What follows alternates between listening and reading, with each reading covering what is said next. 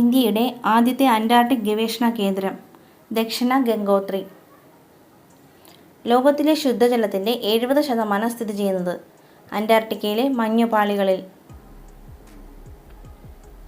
ഇന്ത്യയിലെ ഏത് നഗരത്തിൻ്റെ പിൻകോഡാണ് അന്റാർട്ടിക്കയിലെ പോസ്റ്റ് ഓഫീസിൽ ഉപയോഗിക്കുന്നത്? പനാജി. ഇന്ത്യയുടെ ധ്രുവ പര്യവേഷണങ്ങളുടെ മേൽനോട്ടം വഹിക്കുന്ന സ്ഥാപനം ഏത്? National centre for polar and ocean research. ലോകം മുഴുവൻ വലിയ ആഘാതങ്ങൾ സൃഷ്ടിക്കാൻ കഴിവുള്ള അന്റാർട്ടിക്കയിലെ മഞ്ഞുപാളി എന്നറിയപ്പെടുന്നത് ഡൂംസ്ഡേ മഞ്ഞുപാളി. ഫ്രാൻസിനെയും ജർമ്മനിയെയും വേർതിരിക്കുന്ന പർവ്വതനിര വോസ്ഗസ് മലനിര. ആൽപ്സ് പർവ്വതനിരയിൽ ഏറ്റവും ഉയരമുള്ള ഭാഗം മോണ്ട് ബ്ലാങ്ക്.